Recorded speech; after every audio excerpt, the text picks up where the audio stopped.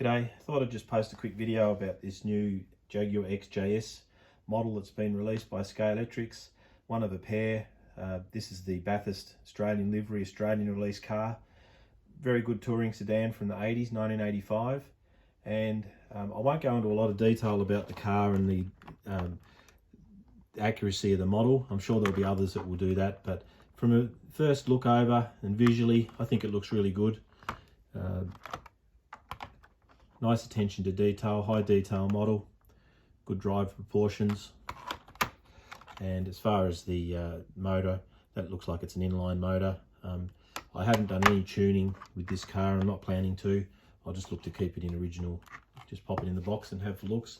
But one thing I would like to mention is the proportions in regarding to the Falcon touring car. Now this touring car, the Falcon, is 10 or 15 years older in design, but they were using it up to 1980, and it was replaced by a XD which was similar in dimensions, and the dimensions of the Jaguar were actually longer than the Falcon, but they were narrower and the wheelbase was shorter. So when we look at that, well, we can definitely see they're narrower. Whether it's proportionally okay, I'll leave that for others to decide.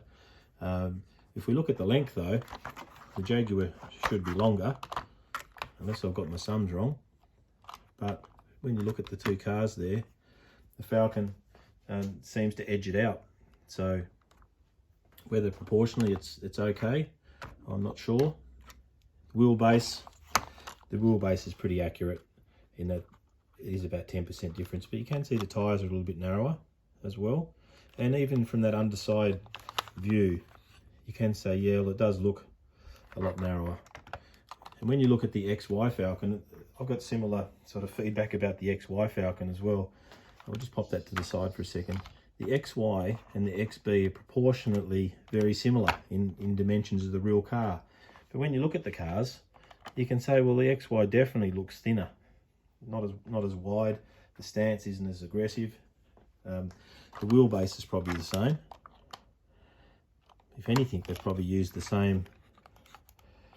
Yeah, the wheelbase is slightly different there between the two cars. You can see the Jaguar is smaller again. But as a model, good model, goes well. I'll just put this GTE there as a comparison as well. The GTE is both longer and wider than the Falcon. But when you look at the Falcon, again, Falcon seems to edge it out again, and probably in width as well. So I'm really a fan of the Falcons. Why they don't handle as great as some of the other cars, I think they look really good. So I'll pop that there for a finish off of a look.